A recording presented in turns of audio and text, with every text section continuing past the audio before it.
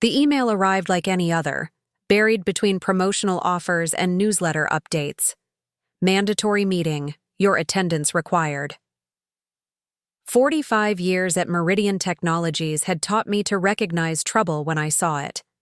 The message came directly from Richard Dawson, our young CEO whose Harvard MBA and ruthless efficiency had replaced Robert Miller's compassionate leadership 3 years ago. I'd survived 12 CEOs during my tenure, but something about this meeting invitation made my stomach tighten into knots. Before we jump back in, tell us where you're tuning in from, and if this story touches you, make sure you're subscribed, because tomorrow, I've saved something extra special for you. My name is Eleanor Ellie Pearson, and after dedicating my entire adult life to building Meridian Technologies from a small telecommunications startup to a global software powerhouse, I was being escorted out the door with nothing but a generic crystal plaque and forced smiles from colleagues who couldn't meet my eyes. "We're implementing a strategic restructuring," Richard explained, his rehearsed speech delivered with practiced sympathy that never reached his eyes. "Your position as chief systems architect is being absorbed into our new organizational framework." 3 days later, I sat alone in my garden, staring at 45 years of memories packed into cardboard boxes. My retirement package was generous, on paper. But the algorithms and systems I'd built had generated billions in revenue for Meridian. The company's flagship security protocol, the one that had revolutionized banking software and put Meridian on the map, had been my creation. Yet here I was, 67 years old, and suddenly without purpose, without the identity that had defined me since I was 22. My husband Frank had passed away 5 years earlier. Our children, Natalie and Christopher, had built lives in different cities. The silence of my empty house in Lake Oswego was deafening after decades of urgent meetings and late-night coding sessions. I hadn't realized how much I'd come to rely on that constant mental stimulation until it was gone. The irony wasn't lost on me. For years, I'd postponed retirement despite Frank's gentle encouragement to enjoy our golden years together. "Just one more project," I'd always say. He'd smile and nod, understanding that my work wasn't just a job, it was my passion. By the time I was finally ready to consider stepping back, Frank's sudden heart attack had left me alone with nothing but my career to fill the void. And now even that had been taken away. The day after my retirement celebration, an awkward affair where Richard had mispronounced my name twice while reading from a script about my contributions, I received a call from Diane Mitchell, my closest friend and Meridian's HR director for the past 20 years. "They've lost their minds, Ellie," she whispered, as if someone might be listening. "They've already hit roadblocks with the Sierra project, and nobody can navigate your documentation. Jessica's team is completely stuck." Jessica Taylor was the 30-something hotshot who'd been shadowing me for months. Richard had appointed her to lead the Sierra project, Meridian's make-or-break contract with the Department of Defense. The project's success would cement Meridian's position as the government's go-to security provider for the next decade. Its failure would cost the company billions and likely result in massive layoffs. I felt a flicker of satisfaction at this news, followed immediately by guilt. These were my colleagues, people I'd mentored and worked alongside for years. Their livelihoods depended on Sierra's success. "That's unfortunate," I replied, trying to keep my voice neutral. "I'm sure Jessica will figure it out. She's very capable." "Ellie," Diane sighed, "you know that's not true. She's smart, but she doesn't have your experience. Nobody does." I changed the subject, asking about Diane's grandchildren and plans for her own retirement next year. After we hung up, I poured myself a glass of wine and walked through my garden. The Japanese maple Frank and I had planted when we bought this house 30 years ago was in full autumn splendor, its crimson leaves catching the afternoon light. I tried to appreciate its beauty, to practice the mindfulness my therapist had suggested after Frank died. But my thoughts kept returning to the Sierra project. I'd spent 2 years laying its foundation, architecting a security framework that could withstand the most sophisticated cyber attacks while remaining flexible enough to adapt to emerging threats. I knew every line of that code, every contingency, every potential failure point. Jessica didn't. No one did. My phone rang again later that evening. Christopher, calling from Seattle, where he worked as an environmental scientist. "Mom, I just heard about Meridian. Are you okay?" I assured him I was fine, that retirement would give me time to travel, to visit him and his partner David more often, to finally spend time with Natalie and her daughters in Chicago. "That's great, Mom, but—" He hesitated. "I know how much that job meant to you." "It was time," I lied. "I've had a good run." After we hung up, I wandered into my home office. The boxes from Meridian sat untouched in the corner. I hadn't been able to bring myself to unpack them yet. Instead, I opened my personal laptop and logged into my private server, a habit from decades of taking work home. I had no copies of proprietary Meridian code. That would have violated my contract and my ethics. But my notes, my thought processes, my architectural diagrams, those were mine. I scrolled through folders of documentation, finding comfort in the familiar logic of systems I'd built. My phone buzzed with a text from Natalie. "Just heard the news. Call me when you can. Love you." I set the phone aside, promising myself I'd call tomorrow when I could speak without my voice betraying me. Instead, I opened a new document and began typing, losing myself in the elegant solution to a problem that had been nagging at me for months, a vulnerability in the Sierra Project's authentication protocol that I hadn't yet resolved when they showed me the door. By morning, I had completed what would have taken a team of engineers weeks to accomplish. The solution was beautiful in its simplicity, elegant in a way that only comes from decades of experience. I saved the file, then closed my laptop with a small smile. 3 weeks passed. I established a routine of sorts: morning walks along the lake, coffee with other retirees at the local cafe, weekly video calls with my grandchildren. I joined a book club and signed up for a watercolor class. I was trying, really trying, to embrace this new chapter. But each night, I found myself back at my computer, solving theoretical problems, coding solutions to challenges that now belonged to someone else. Then came the email from Vanessa Martinez, the young VP of Operations who had been given oversight of my department after I left. "I hope retirement is treating you well," she wrote, her desperation poorly concealed beneath professional courtesy. "I wonder if you might be available for a brief consultation regarding some legacy documentation. We'd compensate you for your time, of course." Legacy documentation. As if the systems I'd built, systems still generating millions in daily revenue, were ancient artifacts requiring archaeological expertise to decipher. I closed the email without responding. 2 days later, David Wilson, Meridian's CFO and one of the few executives who'd been with the company almost as long as I had, called. "Ellie, we need to talk," he said, skipping the pleasantries. "Richard is too proud to admit it, but we're in trouble. The Sierra Project is falling apart." "I'm retired, David," I reminded him. "Remember? Strategic restructuring?"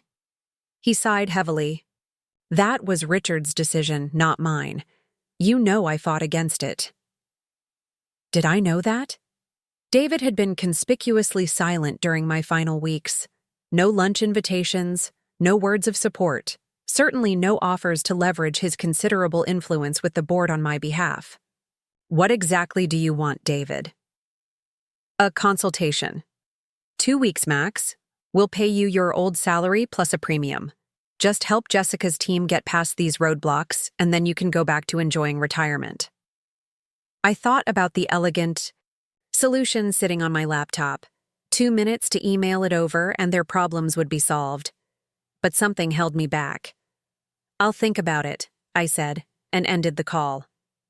That evening, I pulled out one of the boxes from Meridian. On top lay the crystal plaque they'd given me at my retirement party. In appreciation for 45 years of dedicated service, it read. Not a personal note, not a specific acknowledgement of my contributions, just a generic platitude that could have been given to anyone. Beneath it was a framed photo from 1978, the original Meridian team, just 12 of us crammed into a small office in downtown Portland. Robert Miller, the founder, stood in the center, his arm around my shoulders. Preparing and narrating this story took us a lot of time, so if you are enjoying it, subscribe to our channel. It means a lot to us. Now back to the story. I was the only woman in the photo, fresh out of college at a time when female programmers were rarities. You're going to help build something extraordinary, Eleanor, Robert had told me on my first day, and I had. I set the photo aside and continued, unpacking.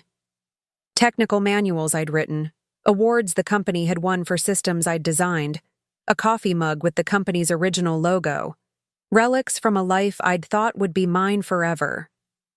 My phone rang. Natalie. Mom, have you thought more about coming to visit? The girls miss you and we have the guest room all set up. I promised her I'd book a flight soon. We chatted about her daughter's school activities, her husband Mark's new position at the hospital, the early winter they were expecting in Chicago. How are you really doing, Mom? She asked finally. And don't say fine. I know what that job meant to you. I surprised myself by telling her the truth about the emptiness I felt, the sense of betrayal, the emails and calls from Meridian. They're desperate, I admitted, and part of me wants to help. These are systems I built, people I care about. And the other part? She asked. The other part, I said slowly, wants them to realize exactly what they lost when they pushed me out. So what are you going to do? I glanced at my laptop where the solution to Meridian's problems sat untouched. I don't know yet, I answered honestly. The next morning, Richard Dawson himself called. I let it go to voicemail, then listened as the man who had dismissed 4 decades of my expertise attempted to sound casual about Meridian's dire situation. We've encountered some technical challenges that might benefit from your historical perspective, he said, carefully avoiding any admission of error. David mentioned he spoke with you about a consulting arrangement. I'd like to discuss the details at your convenience. Historical perspective. As if my knowledge was a relic, rather than the cutting-edge expertise that had kept Meridian ahead of its competitors for decades. I deleted the message and went for a walk along the lake, trying to sort through my conflicting emotions. The cold November air cleared my head. By the time I returned home, I had made my decision. I called David. I'll consult, I said when he answered, but not for 2 weeks and not as a contractor. I want 6 months, a seat on the executive board, and full decision-making authority over the Sierra project. The silence on the other end told me I'd shocked him. Ellie, he said finally, you know Richard will never go for that. Then Richard can explain to the board why the company is about to lose the biggest contract in its history because he pushed out the only person who fully understands the security architecture. Another long pause. Let me see what I can do, David said. Over the next 2 days, my phone remained silent. I imagined the frantic discussions happening in Meridian's glass-walled conference rooms, the weighing of options, Richard's resistance, to giving me any significant power.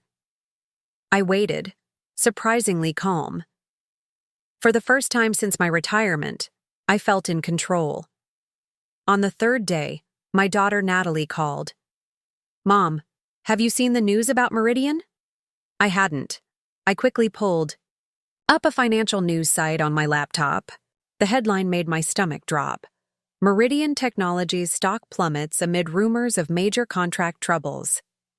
The article detailed whispers from anonymous sources that Meridian was failing to meet key milestones on a significant government contract.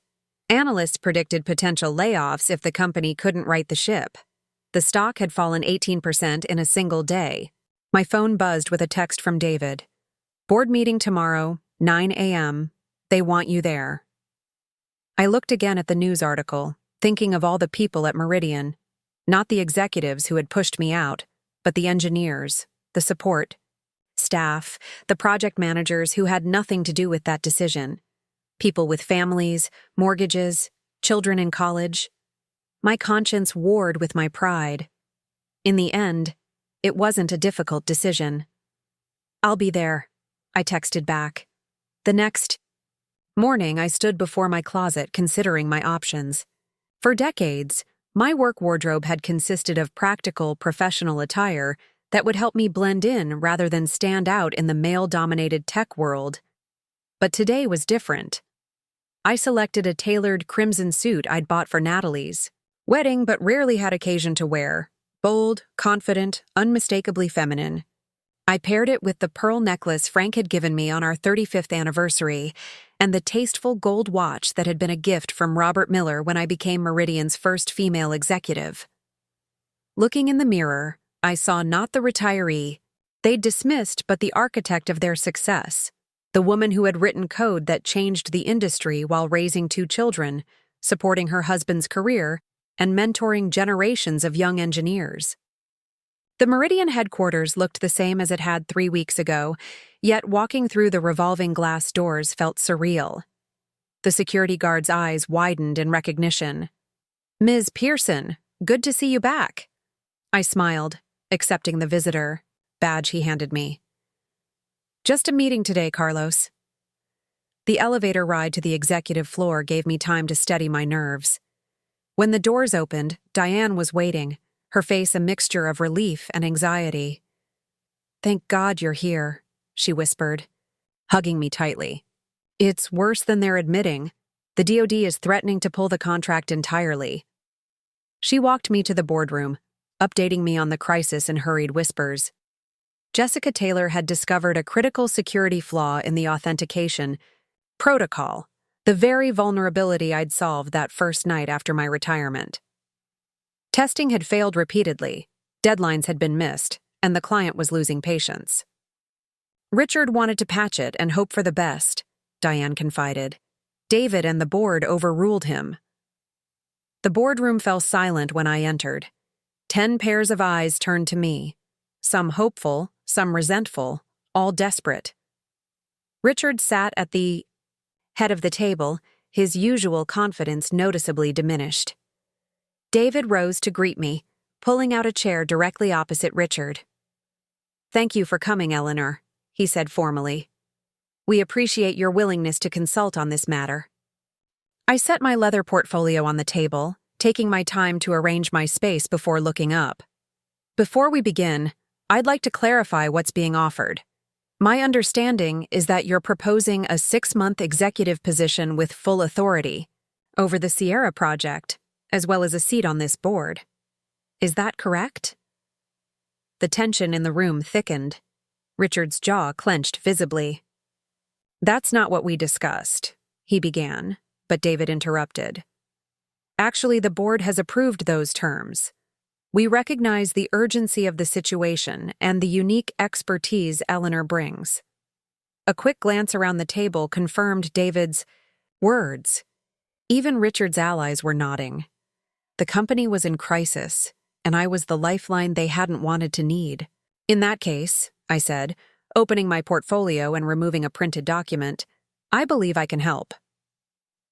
What followed was a 2-hour technical discussion where I methodically identified the flaws in the current approach, explained the cascading effects of seemingly minor decisions made after my departure, and outlined the solution I'd developed 3 weeks ago. I answered questions, sketched diagrams on the whiteboard, and translated complex technical concepts for the non-technical board members.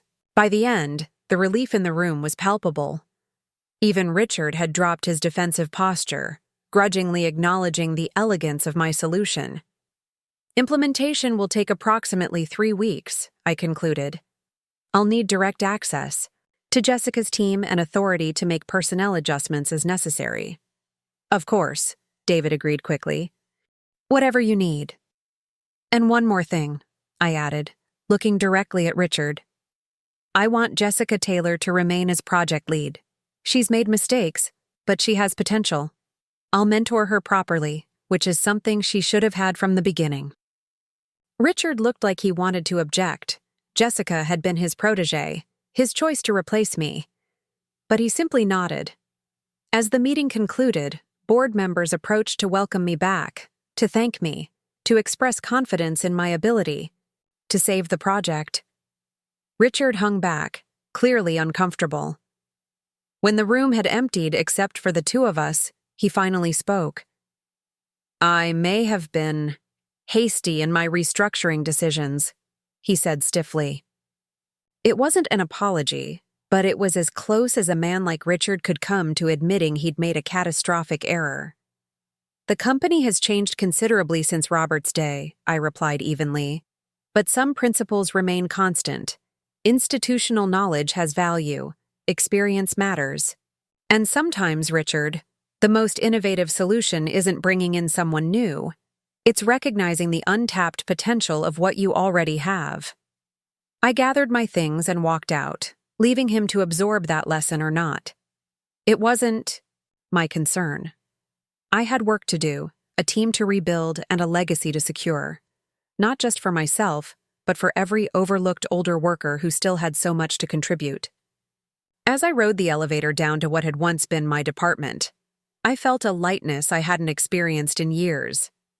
I wasn't naive enough to believe this victory erased the sting of how I'd been treated, or that the next 6 months would be easy. But I had something I'd thought was lost forever. Purpose. My phone buzzed with a text from Natalie. "How did it go?" I smiled as I typed my response. "They need me, and I need this. Win-win." The doors opened onto the engineering floor. Heads turned as I walked through the open workspace. Whispers followed. "Is that Ms. Pearson?" "She's back?" Thank God. Jessica Taylor stood in the doorway of the conference room, her usual confidence replaced by visible anxiety. When she saw me, her expression cycled rapidly through surprise, embarrassment, and relief. "Ms. Pearson," she began, "I don't know what to say. I'm so sorry." I held up a hand to stop her. "We all make mistakes, Jessica. The question is what we learn from them. I've reviewed your approach to the authentication protocol. You were on the right track, but missing some critical context. Let's fix it together." Her shoulders relaxed slightly. "You're not angry?" "About being pushed out? Yes, I was. About you being promoted? No. You've earned your position. You just needed more support. That's not your fault. It's a failure of leadership. Now, gather your team. We have work to do." As Jessica hurried off to assemble her engineers, I took a moment to look around the space I'd thought I'd never see again.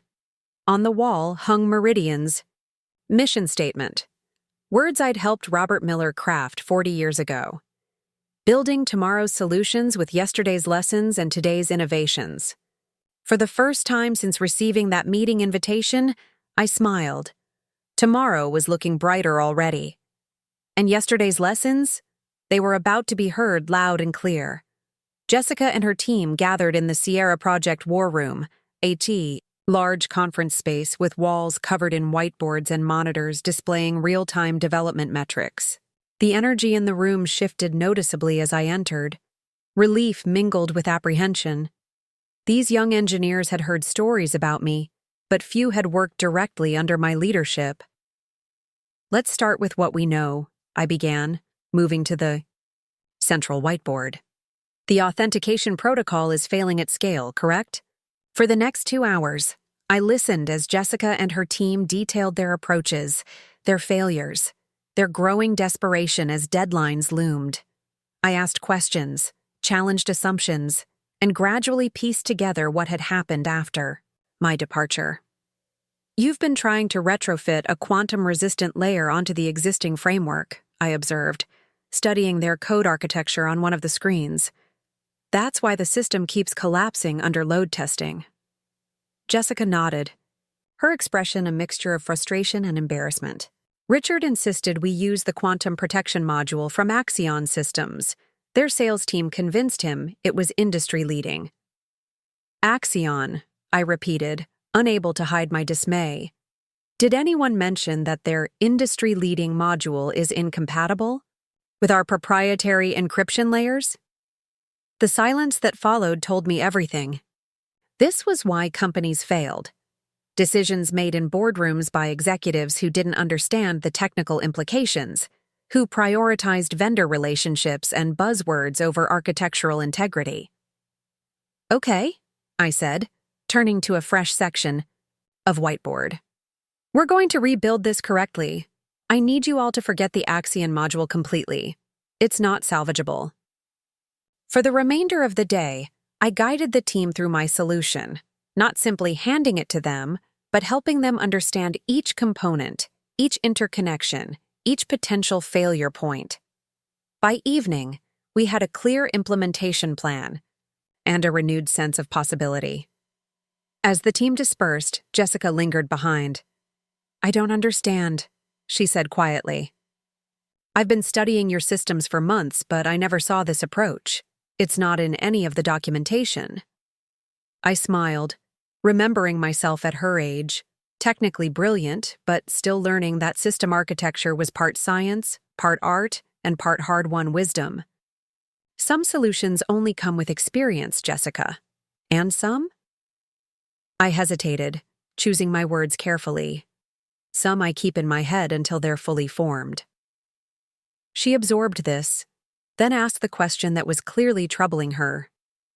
Did you already have this solution? Before today? I regarded her carefully. The young woman before me had been positioned as my replacement, but it hadn't been her decision. She was a pawn in Richard's game, just as I had been. Let's just say retirement gave me time to think, I answered. Now, get some rest. Tomorrow will be demanding. As Jessica left, David appeared in the doorway, his expression cautiously optimistic. The team seems energized, he observed. That's the first time I've seen them looking anything but defeated in weeks. They're good engineers. They were just missing context and permission to challenge bad decisions from above. David winced at the implied criticism. Richard means well, Ellie. He's just from a different generation of leadership. I laughed at the irony. That's usually what people say about my generation, David. Not the MBAs who think 6 months at a tech company qualifies as institutional knowledge. We walked together toward the elevators. David had joined Meridian 20 years after me, when the company was already establishing itself as a major player in enterprise security. He'd never known the early days, the all-nighters, the existential crises when funding nearly ran out, the pure innovation born of necessity rather than market research. The board is pleased, he said as we waited. They've scheduled a special meeting next week to formalize your position. And Richard? David sighed. Adjusting. He's a pragmatist, ultimately. He knows the company needs you. Need and want are different things, I observed as the elevator arrived. I'll see you tomorrow, David. That night at home, I found myself energized rather than exhausted. The familiar challenge of a complex technical problem, the collaborative process of guiding a team toward a solution, these were the elements I'd missed most during my brief retirement. I opened my laptop to review some notes and found an email from Natalie. Mom, just checking in. How was your first day back? P.S. We're still hoping you'll visit for Christmas. I smiled, typing a quick reply about the day's progress and promising to book flights for the holidays. As I finished the email, a notification appeared. A message from Robert Miller, Meridian's founder and my mentor, now living in semi-retirement, in Hawaii. Heard you're back saving the day, he'd written. Not surprised they couldn't manage without you. Call me when you have a moment. Some context you should know. Robert had sold his controlling interest in Meridian 10 years ago, but had remained on the board until Richard's arrival 3 years ago. His abrupt departure at that time had raised eyebrows, but he'd publicly cited health concerns and a desire to fully enjoy his retirement. I glanced at the clock. 9:30 p.m. in Portland meant 6:30 p.m. in Hawaii. I dialed his number. "Eleanor Pearson," he answered warmly. "The phoenix rises from the ashes." "Hardly ashes, Robert," I laughed. "I was only gone 3 weeks. Long enough for Richard to create a disaster. I warned the board when they hired him, but they were dazzled by his Northrop Grumman experience. How's the prodigal architect's return being received?" We spent a few minutes catching up. His health, improved. His sailing hobby, consuming. My family, thriving. Before he turned serious. "Listen, Ellie. There's something you should know about the Sierra project. It wasn't just technical problems that put it at risk. There's been interest from competitors." My blood ran cold. "What kind of interest?" "The kind that might benefit from Meridian failing to deliver." His voice lowered. "Richard's been taking meetings with Vertex Systems." Vertex was Meridian's largest competitor, a tech giant that had tried to acquire us multiple times over the decades. "What kind of meetings?" I asked, though I was already connecting the dots. "Exploratory discussions about his future, let's say. Nothing actionable yet, but the timing is suspicious. The authentication issues with Sierra emerged shortly after those discussions began." "Are you suggesting sabotage?" Robert sighed heavily. "I'm suggesting you watch your back, Ellie. Richard didn't just push you out because he wanted to put his own people in place. He pushed you out because you were the only one who would have immediately recognized what was happening with the authentication protocol." My mind raced, reviewing the technical decisions that had led to the current crisis. The Axion module integration, the bypassed security reviews, the rushed timelines, all could be explained by simple incompetence. But they could also be explained by something more sinister. "Who on the board knows about this?" I asked. "Just David. He's the one who alerted me. He's been keeping an eye on Richard since my departure." This cast David's actions in a new light, his push to bring me back, his willingness to support my demands for authority. He hadn't just been trying to save the project, he'd been trying to counter a potential internal threat. "Thank you for telling me, Robert. I'll be careful." After we hung up, I sat in silence, processing this new information. If Richard had indeed been compromised, simply fixing the technical issues wouldn't be enough. I needed to understand exactly what had happened, who had made which decisions, and why. I spent the rest of the evening reviewing the project documentation, with fresh eyes, looking not just for technical flaws, but for patterns of decision-making that seemed designed to create problems rather than solve them. By midnight, I had identified several suspicious elements that couldn't be explained by mere incompetence. The next morning, I arrived at Meridian headquarters early. The security guard, Carlos, greeted me with a smile. "Ms. Pearson, your access badge is ready. Mr. Wilson expedited it yesterday afternoon." I accepted the badge, not a visitor tag this time, but full employee credentials with executive access levels. As I clipped it to my blazer, I noticed the issue date, yesterday, but with an origination date matching my original hire date 45 years ago. A small gesture of continuity that I suspected was David's doing. Instead of heading directly to the engineering floor, I took the elevator to the executive level and made my way to Diane's office. As HR director, she had visibility into personnel movements and organizational changes that might not appear in technical documentation. "Ellie!" she exclaimed as I appeared in her doorway. "You're in early." "Old habits," I smiled. "Do you have a few minutes? I need some background on staffing changes since my departure." Diane's expression turned knowing. "Noticed some anomalies in the Sierra team?" "You could say that." She closed her office door and pulled up several documents on her computer. "After you left, Richard moved quickly. He didn't just replace you with Jessica. He restructured the entire security architecture division." She turned the screen toward me, showing an organizational chart. What had once been a tightly integrated team of specialized security experts was now fragmented across different functional groups. Critical institutional knowledge that had previously been concentrated in a core team was now diluted, with key personnel reassigned to unrelated projects. "This makes no sense from an operational standpoint," I murmured, studying the changes. "It's almost as if someone wanted to ensure no single group had visibility into the complete security framework." Diane finished my thought. I raised concerns at the time. Richard said it was to distribute expertise throughout the organization. Who, specifically, was moved off the authentication components? Diane clicked through to another document. Marcus Chen and Priya Sharma, both relocated to the cloud infrastructure team the week after you left. They were the only ones besides you who fully understood the proprietary encryption layers. Marcus and Priya had been with Meridian for over 15 years each. They had helped design the very encryption technology that made our security solutions industry-leading. And they agreed to this move?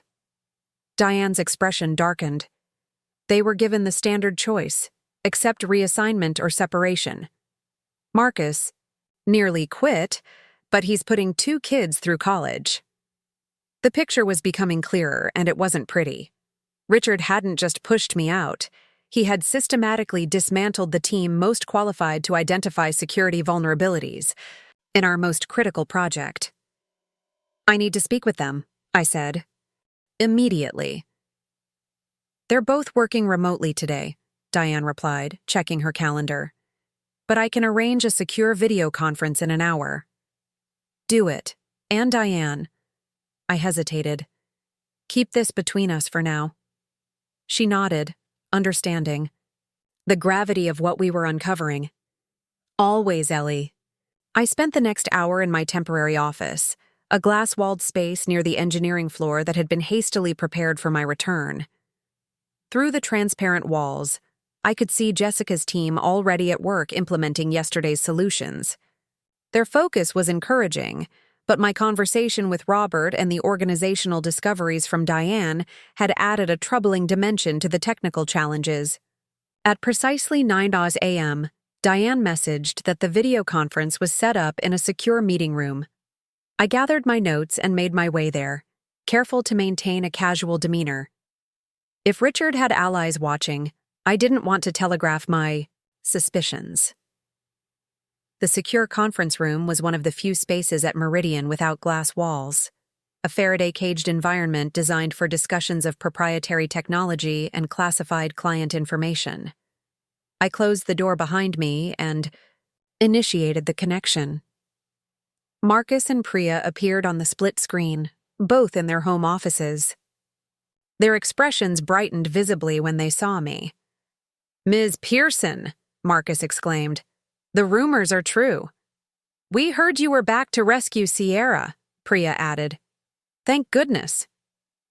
"It's good to see you both," I said warmly. "But I'm afraid this isn't just a social call. I need your insights on some changes that were made to the authentication protocol after my departure." Their faces immediately grew serious. For the next 45 minutes, I led them through a technical discussion that confirmed my worst suspicions.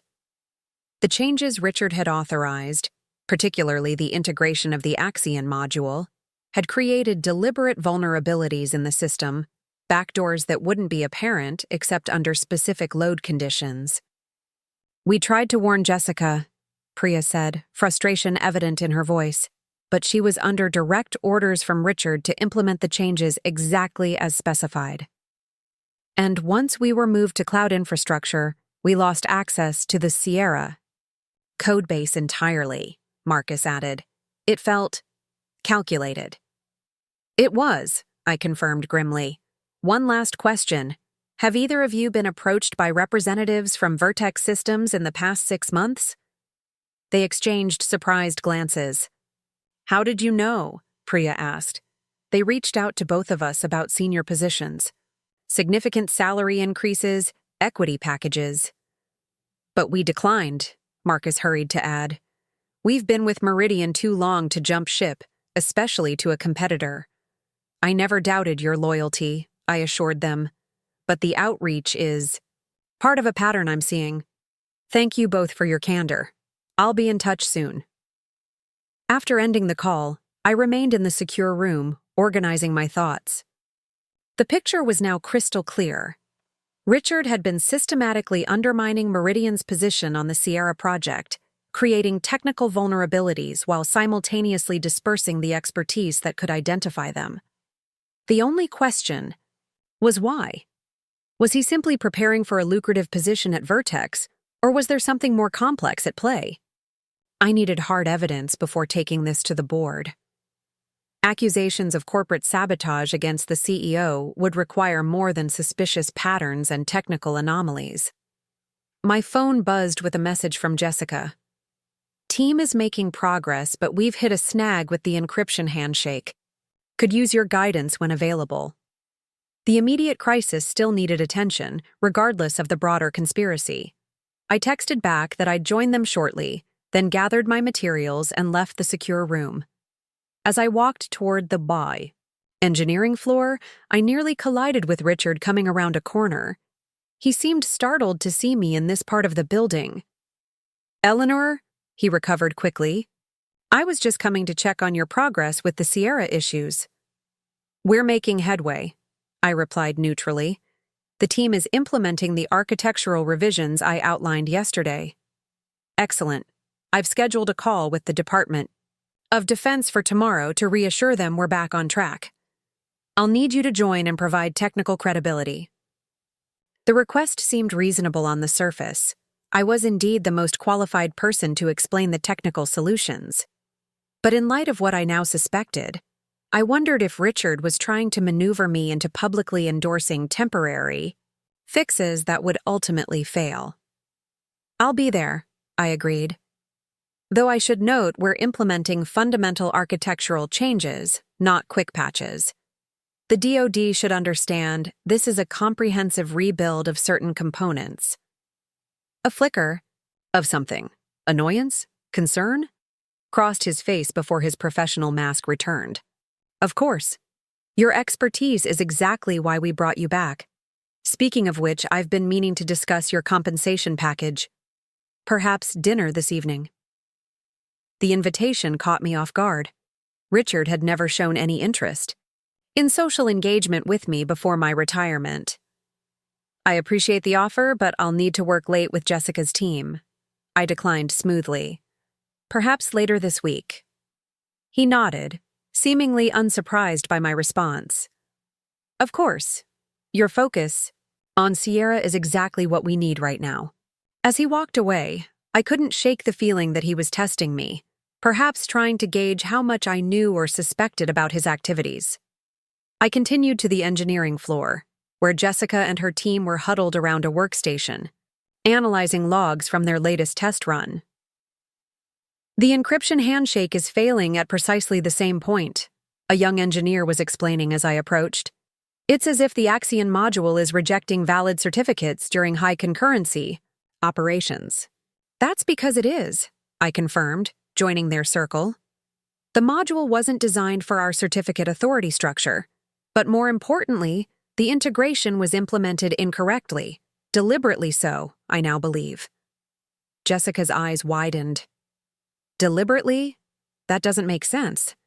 Why would anyone— Let's focus on the technical fix first, I interrupted, conscious of the open workspace and potential listeners. I'll explain my concerns later in a more appropriate setting. For the next several hours, I guided the team through the complex process of extracting the Axion module and restoring our original proprietary encryption layers with enhanced quantum resistance measures. By late afternoon, the system was passing preliminary tests with flying colors. Run a full load test overnight, I instructed as we wrapped up. If the results are clean, we'll begin integration testing tomorrow. As the team dispersed, I drew Jessica aside. I need you to come to my house this evening. There are aspects of this situation we should discuss privately. She looked surprised but nodded. What time? 8 o'clock. And Jessica, don't mention this to anyone. The uncertainty in her eyes was replaced by understanding. She wasn't naive. She must have had her own suspicions about the inexplicable technical decisions that had created this crisis. I spent the remainder of the afternoon reviewing contracts and specifications for the Sierra project, looking for clauses that might explain Richard's actions. The Department of Defense contract included substantial penalties for missed deadlines and security vulnerabilities, potentially enough to drive Meridian's stock price down significantly. If Richard had been quietly acquiring Vertex options or planning to jump ship with insider knowledge, the financial incentives could be considerable. At 6, I left the office, stopping at a small electronics shop on my way home. The owner, Ndati, old friend from Meridian's early days, raised an eyebrow at my purchases but asked no questions.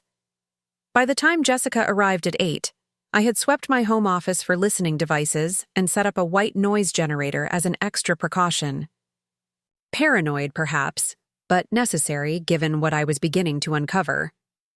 "Nice place," Jessica commented as I led her through my lakeside home. "I didn't realize Meridian paid so well in the early days." "It didn't," I smiled. "But stock options in a successful tech company accumulate value over decades. Plus, my late husband was quite good with investments." In my office, I gestured for her to sit, then closed the door and activated the white noise generator. Her eyebrows rose at the precaution. "That's serious?" "I'm afraid so." I took a seat across from her. "Jessica, I need to ask you directly. When did Richard first insist on integrating the Axion module into the Sierra project?" She considered the question carefully. "About 2 weeks after you left. He came to a technical review meeting, which was unusual in itself, and insisted we pivot to Axion's solution. He said it was cutting-edge technology that would give us a competitive advantage." "Did he mention Vertex systems during this period?" Her expression shifted subtly. "Not directly, but there were rumors he was meeting with their executives. Corporate development discussions, officially. And the reassignment of Marcus and Priya? That came from HR as a fait accompli. I objected, we needed their expertise, but was told it was a strategic reorganization beyond my authority to question." I nodded, the timeline aligning with my suspicions. "Jessica, I believe Richard has been deliberately sabotaging the Sierra project to benefit Vertex systems, either as part of a negotiation for his own position there, or as part of a larger strategy to devalue Meridian before an acquisition attempt." To her credit, Jessica didn't dismiss the accusation outright. She had seen the technical evidence firsthand, changes that made no sense from an engineering perspective, but perfect sense if the goal was controlled failure. That would be career suicide, not to mention potentially criminal," she said finally. "Only if he's caught," I pointed out. "And only if the evidence is clear enough for prosecution. Corporate sabotage is notoriously difficult to prove, especially when disguised as technical incompetence or strategic pivots." Jessica leaned back, processing the implications. "So, what do we do? Go to the board?" "Not yet. We need irrefutable evidence, and we need to ensure the Sierra project succeeds despite these attempts to undermine it. Our priority remains delivering a secure, functional system to the Department of Defense. And if we succeed, we eliminate Richard's leverage," Jessica observed, quick to grasp the strategic implications. "Precisely. But we need to be extremely careful. Richard is scheduled to meet with the DoD tomorrow. I'll be participating in that call, ostensibly to provide technical reassurance.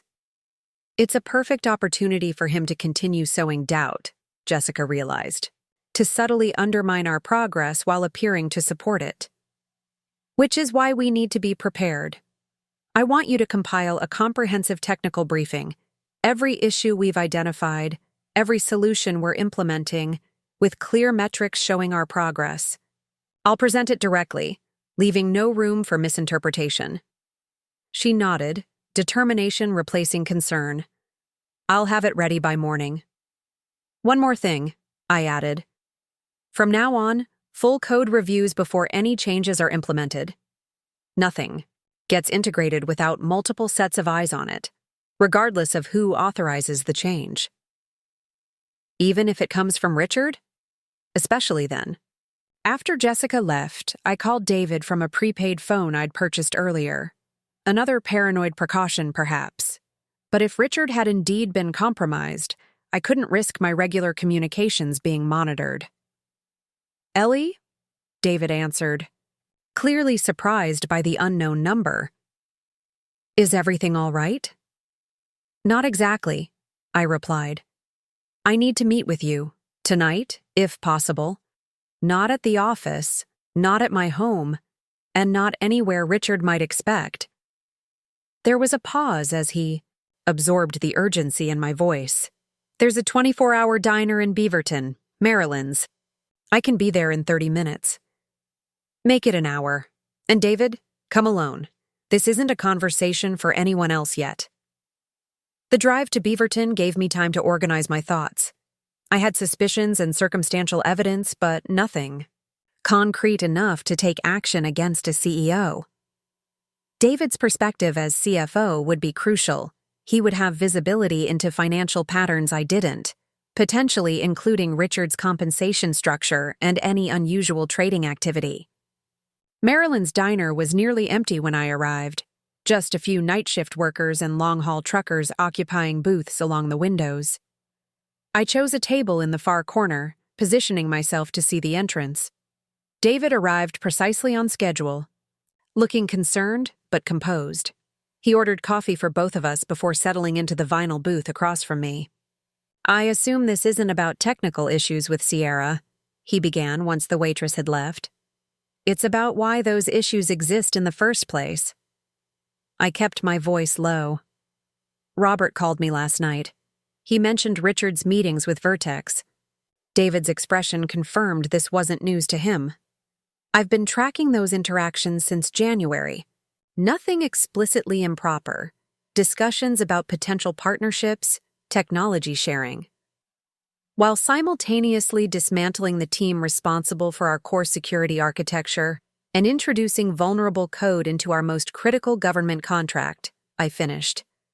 He didn't look surprised, which told me he'd already connected these dots himself. You have evidence? Technical evidence, yes.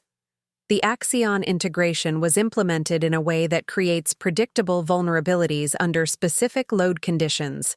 Conditions that would only emerge during final testing phases, when failure would be most damaging to Meridian's reputation and stock price. David ran a hand through his graying hair. I've been watching the financial side. Richard initiated a change to his compensation structure last year, more heavily weighted toward stock options with accelerated vesting schedules. He's also been exercising options consistently each quarter, converting to cash immediately. Preparing a financial cushion before a deliberate failure, I suggested, or before jumping to Vertex with inside knowledge of our vulnerabilities. David's expression hardened. Either way, it's a breach of fiduciary duty at minimum, potentially criminal at worst. The challenge is proving intent, I noted. Technical decisions, even disastrously bad ones, can always be attributed to misjudgment rather than malice. David nodded slowly. We need more. The board won't act against Richard based on technical anomalies and suspicious timing. What? About unusual trading patterns? Vertex acquiring Meridian stock through proxies, perhaps? I've had our financial intelligence team monitoring exactly that. There have been some unusual block trades through offshore entities, but nothing definitive yet. The waitress returned, refilling our coffees. We fell silent until she moved away. Tomorrow's DoD call will be crucial, I said finally. If Richard attempts to undermine confidence despite our clear technical progress, it would be additional evidence of intent to damage Meridian's position. I'll be on that call, David decided. As CFO, my presence won't seem unusual, particularly given the contract's financial significance. Good. Meanwhile, I'll continue rebuilding the authentication system with Jessica's team. The best defense against Richard's strategy is simply succeeding despite his sabotage. David reached across the table, briefly squeezing my hand. I'm glad you're back, Ellie. I should have fought harder when Richard pushed for your retirement. I offered a small smile. Water under the bridge, David. What matters now is protecting Meridian and all the people who depend on its success. As I drove home that night, the lights of Portland reflecting off the river below, I felt a strange mix of emotions: anger at Richard's betrayal of the company, determination to prove his sabotage, but also a peculiar sense of purpose I hadn't felt in years. This wasn't just about salvaging a troubled project anymore. It was about protecting an institution I had helped build and the hundreds of employees whose livelihoods depended on its continued success. My phone buzzed with a message from Jessica. Load tests running clean so far. 68% complete. No encryption failures. A small victory, but significant. Whatever Richard's ultimate game was, we were already undermining it by simply fixing what he had broken. The next morning, I arrived at Meridian headquarters early, reviewing Jessica's technical briefing before our 10 a.m. call with the Department of Defense. The presentation was comprehensive, highlighting both the issues we'd identified and the architectural solutions being implemented. More importantly, it included benchmark data from overnight testing, showing marked improvements in system stability and security. At 9:30, I received a message from David. Richard trying to reschedule DoD call. Claims schedule conflict. I insisted we maintain the appointment given client concerns. So Richard was already attempting to delay positive news about our progress. His schedule conflict was almost certainly an attempt to buy time, perhaps, to create new obstacles before we could reassure the client. Good, I texted back. I'm ready with Jessica's technical briefing. At precisely 10 a.m., I joined David in the executive conference room. Richard arrived moments later, his usual confidence seeming slightly forced. Eleanor, David. He nodded to each of us. I understand we're proceeding with this call despite my request to reschedule. I should note I haven't had time to fully review our current position. That's why Eleanor is here, David replied smoothly. She's been leading the technical recovery effort and can provide the DoD with the most accurate assessment. Richard's jaw tightened almost imperceptibly, but he nodded. Of course. The call connected, displaying 5 serious faces from the Department of Defense, the contract's technical lead, the security officer, and 3 program managers. Their expressions reflected the gravity of the situation. The Sierra project wasn't just another government contract, but a cornerstone of national cybersecurity infrastructure. Thank you for joining us today, began Colonel Harriet Chen, the program's director. As you know, we have serious concerns about Meridian's ability to deliver the Sierra system as specified, given the significant issues identified during preliminary testing. Richard leaned forward, his expression appropriately grave. We understand your concerns, Colonel, and take them extremely seriously. That's why we've brought Eleanor Pearson back to oversee the technical remediation efforts. Eleanor was Meridian's chief systems architect before her recent retirement, and is the original architect of the security framework underlying Sierra. It was a careful introduction, acknowledging my expertise while subtly reminding everyone that I had been retired, positioning himself as the decisive leader who had brought me back to solve the crisis.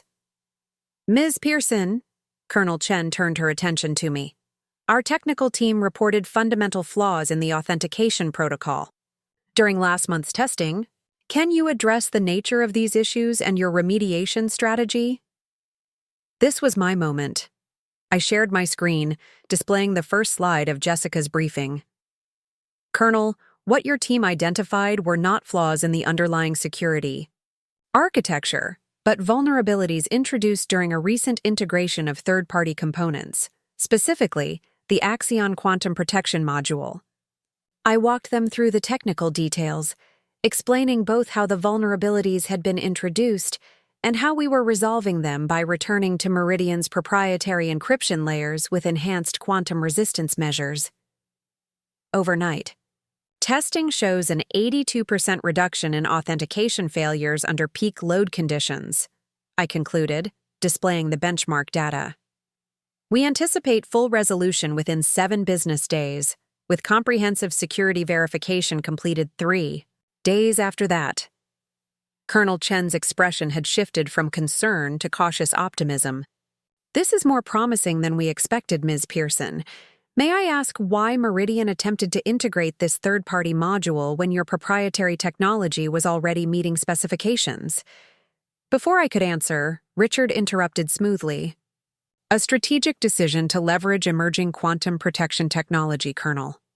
While the integration proved more challenging than anticipated, the intent was to exceed rather than merely meet specifications.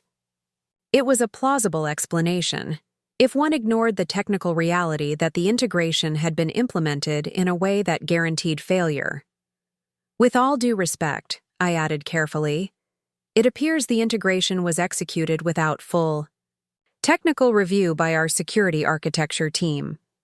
This process gap has been addressed to ensure no further issues arise during completion of the project. Richard's expression remained neutral, but I could sense his tension. We appreciate your candor, Ms. Pearson, Colonel Chen replied, and your rapid progress in addressing these issues. I'd like to schedule another review next week to assess your 7-day resolution timeline. Absolutely, I agreed. We'll provide daily progress reports in the interim. After the call ended, Richard remained seated, his expression unreadable. Well done, Eleanor. The client seems reassured. For now, I acknowledged. But they'll want to see concrete results, not just promising test data. Indeed. He stood, straightening his jacket. I'll leave the technical details in your capable hands. Keep me informed of any significant developments. As he left the conference room, David and I exchanged glances. Richard's composure had been perfect. No obvious attempts to undermine confidence, no questioning of our approach. If anything, he had positioned himself as the executive who had wisely brought me back to solve the crisis. Too composed, David murmured once Richard was out of earshot. No questions about our implementation timeline, no concerns about the direction we're taking. Because he already knows his strategy has failed, I suggested, with the authentication protocol being rebuilt correctly, the vulnerabilities he counted on will never manifest. So what's his next move? If I were in his position, create a new crisis, one that can't be solved so easily. David's expression darkened. We need to move quickly, Ellie. The board meets tomorrow to formalize your position. Once that's done, Richard's ability to interfere will be significantly curtailed. I nodded, already contemplating potential countermoves. I'll accelerate our implementation timeline. The sooner we have a stable, secure system, the fewer opportunities Richard will have to introduce new problems. As I left the conference room, my phone buzzed with a message from Jessica. All overnight tests passed clean. Team ready to begin integration phase. A small victory, but an important one. We were making progress despite Richard's machinations, restoring what he had deliberately broken.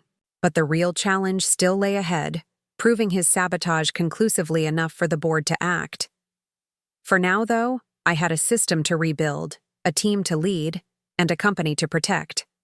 One step at a time, one line of code at a time, we would undo the damage, both technical and organizational, that Richard had inflicted. And perhaps, in the process, I would secure not just my own legacy, but the future of Meridian itself. The board meeting was scheduled for 3 p.m., a formal ratification of my 6-month executive position and board seat. Until then, I focused on accelerating our progress with the Sierra project, working alongside Jessica's team to implement the rebuilt authentication protocol.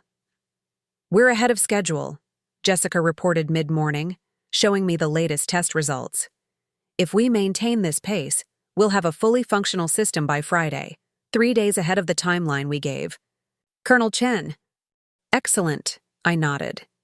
But let's keep that acceleration to ourselves for now. I'd rather exceed expectations than create new ones. Jessica smiled, understanding the strategy. Under-promise, over-deliver. Got it. As she turned to leave, I added, and Jessica? Make sure every code change is documented with before and after comparisons. I want a complete record of every modification we're making. Her expression grew serious. Evidence for the board? Let's just say I believe in thorough documentation. The morning passed quickly, the team's energy infectious as each test showed improving results. By lunchtime, I felt confident enough in our progress to step away briefly. I needed to speak with Marcus and Priya again, this time in person. Diane had arranged for them to come to the office for a technical consultation. We met in the secure conference room, the same Faraday-caged environment where I'd spoken with them virtually the day before. Both looked nervously excited to be back in the headquarters after months of remote work. It's good to see you in person, I began after Diane had left and closed the door behind her. I appreciate you both coming in on short notice. Anything? To help with Sierra, Priya replied earnestly. The project means too much to fail. That's exactly why I asked you here. I opened my laptop and turned it toward them. I need you to review these code comparisons, specifically the changes made to the authentication module after my departure and before Jessica's team took over. They leaned forward, eyes scanning the side-by-side code. Marcus's brow furrowed. Almost immediately, "This isn't just bad integration," he muttered.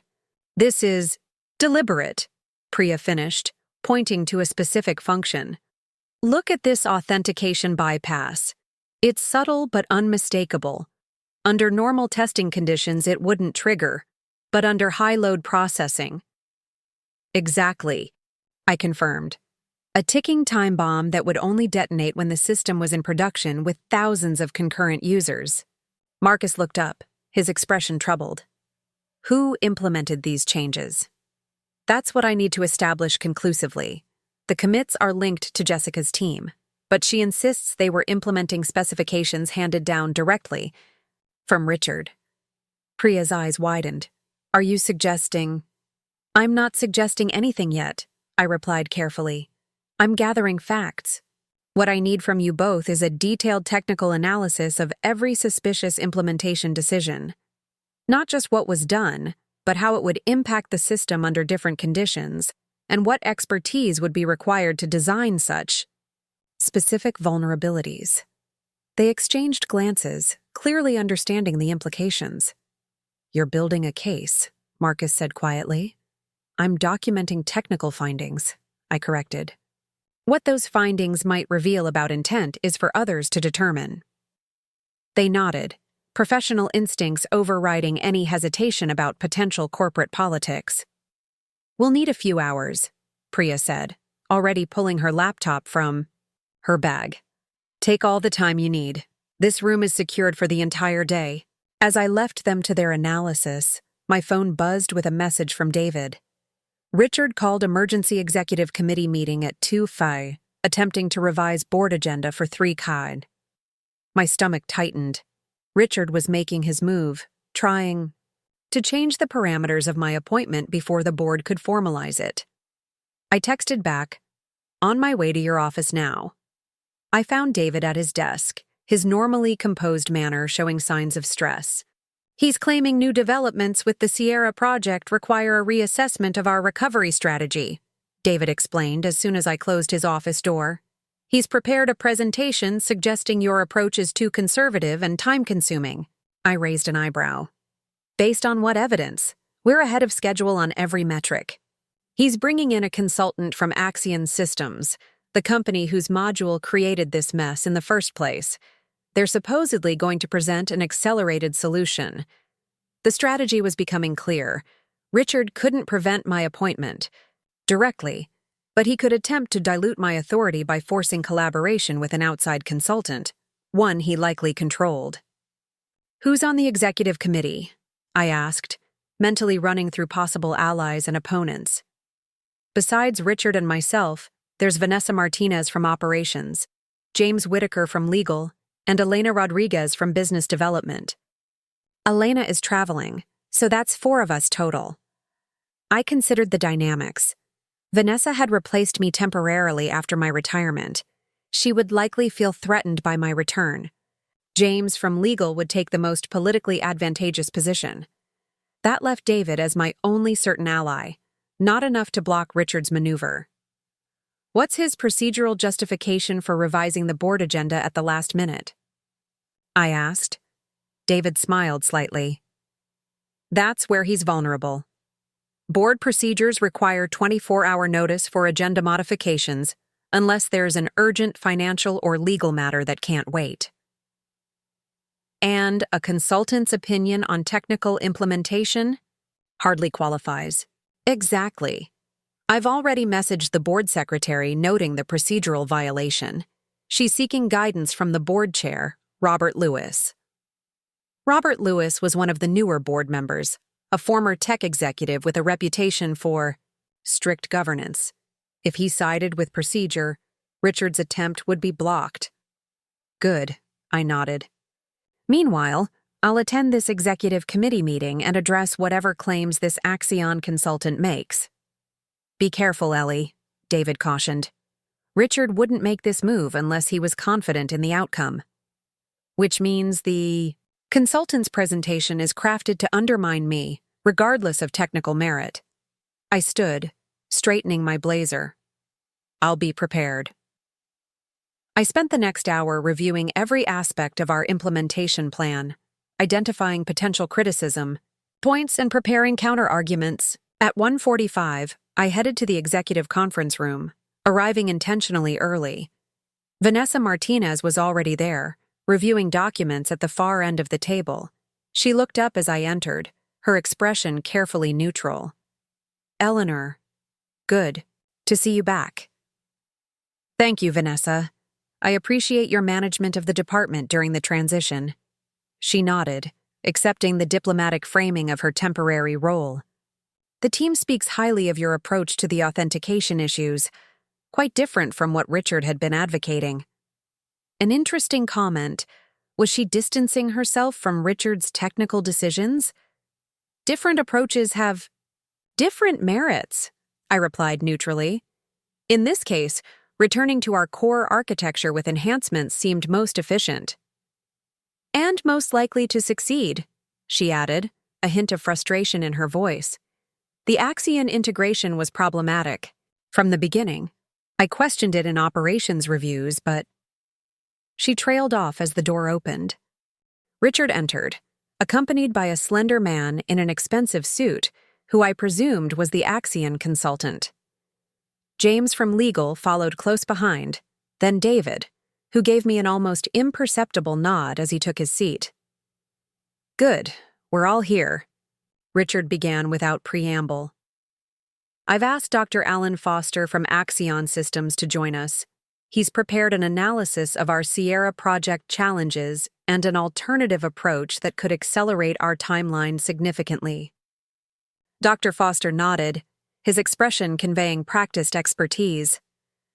"Thank you for the opportunity. I've reviewed the project specifications and recent testing data." My eyebrows rose slightly. The testing data was confidential, accessible only to Meridian's internal team. Either Richard had breached protocol by sharing it, or Dr. Foster was being less than truthful about his analysis. Richard gestured for Foster to continue. The consultant launched into a polished presentation, outlining what he called fundamental limitations in our approach to quantum resistance and proposing a hybrid solution using Axion's technology alongside our existing framework.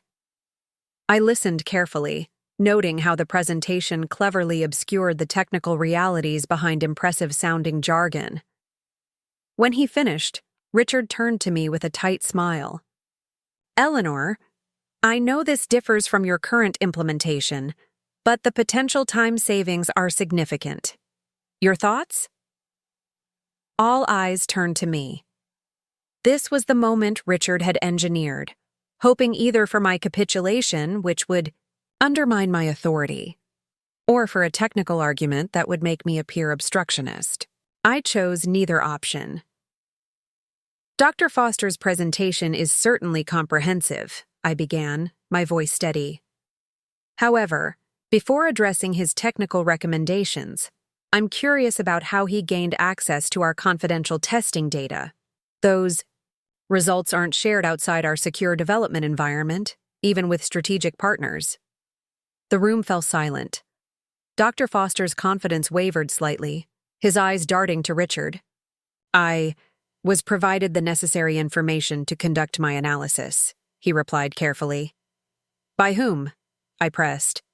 Because that would constitute a breach of our security protocols and potentially violate our contractual obligations to the Department of Defense.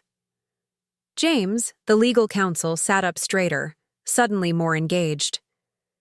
That's a serious concern, Richard. Was proper clearance obtained for sharing project data? Richard's composed facade cracked slightly.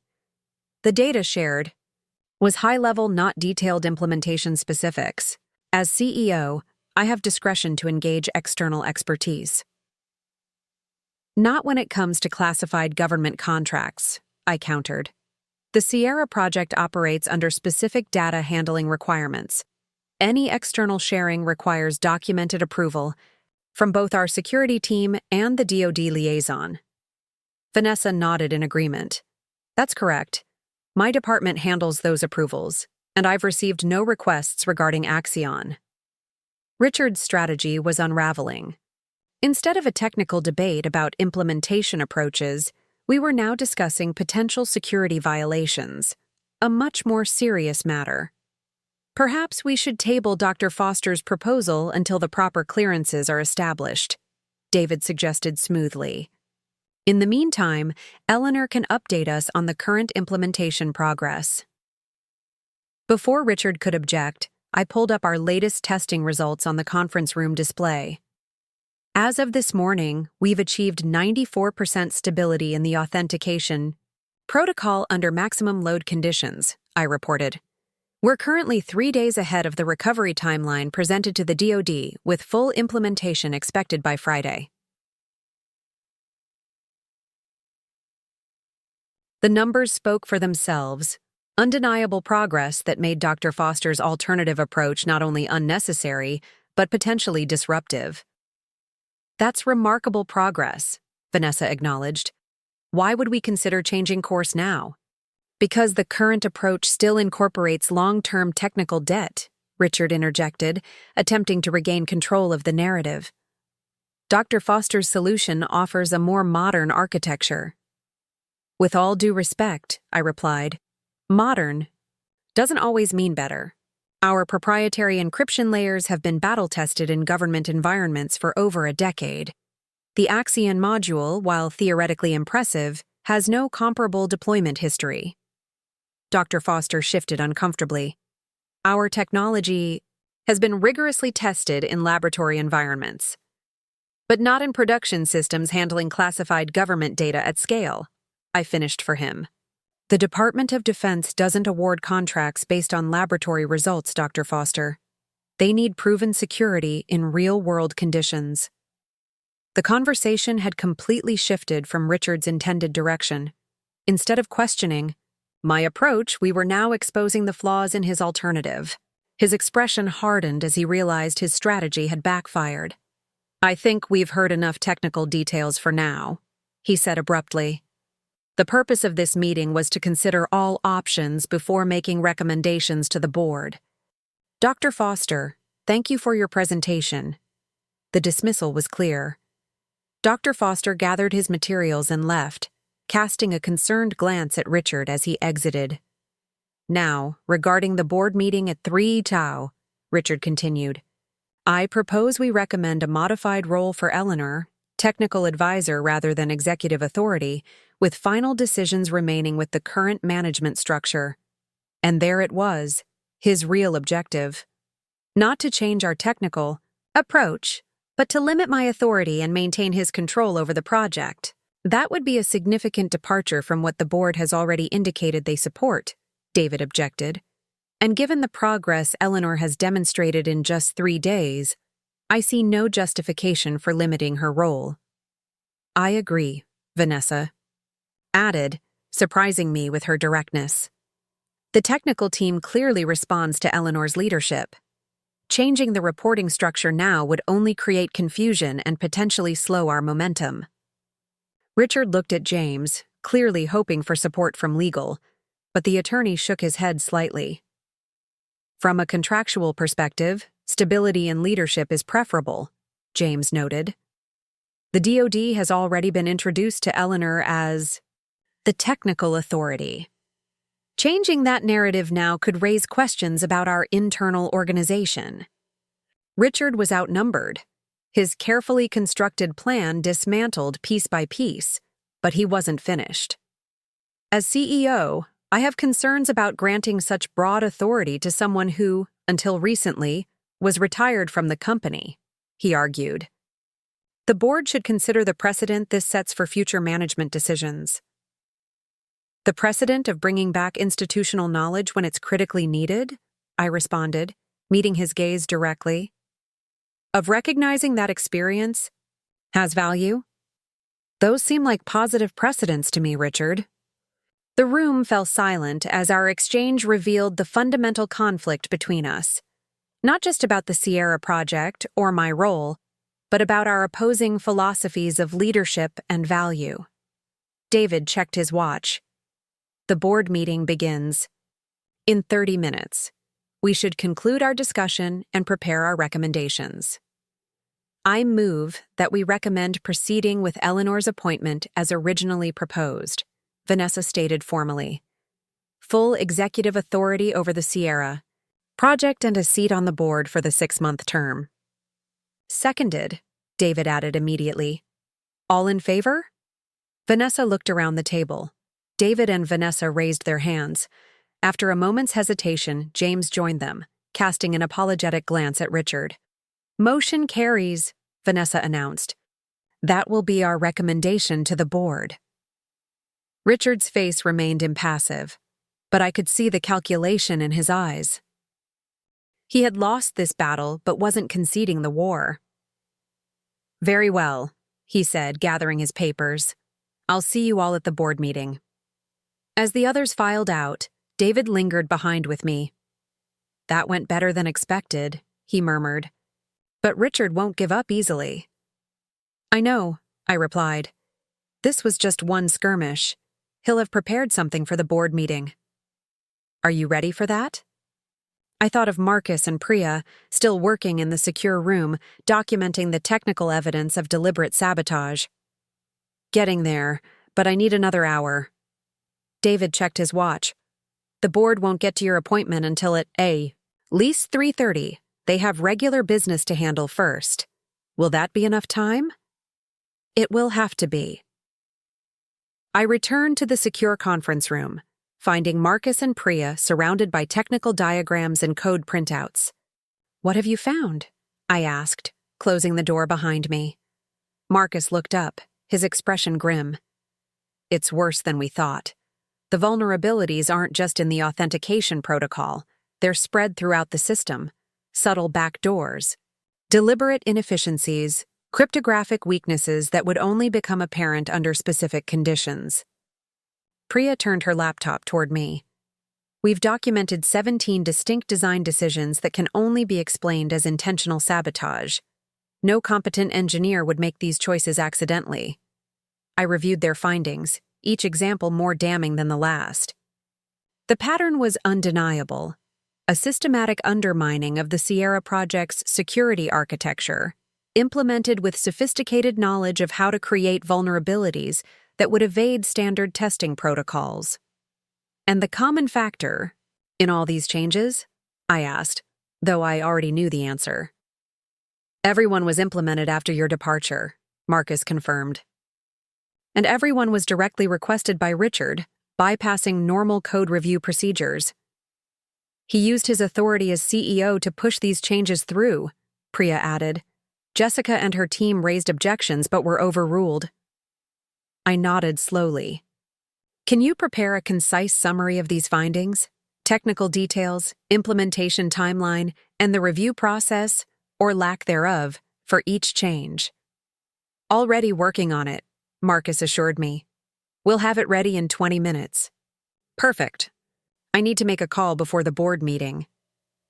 I stepped into the hallway, using my secure phone to call Robert Miller in Hawaii. He answered on the second ring. Ellie, how's the revolution going? About to reach a critical juncture, I replied. The board meets in 30 minutes to formalize my position. Richard tried to undermine it in an executive committee meeting but failed.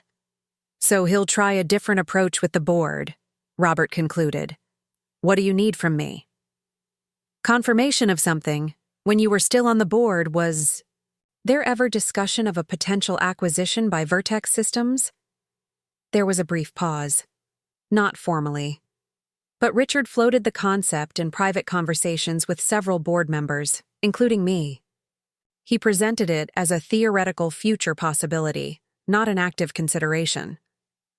Did he mention personal connections at Vertex? He did. Said he had a good relationship with their CEO from previous industry work. Why? Because I now have technical evidence that Richard has been deliberately sabotaging the Sierra project, creating vulnerabilities that would cause it to fail spectacularly in production. Robert's sharp intake of breath was audible. You can prove this? Yes.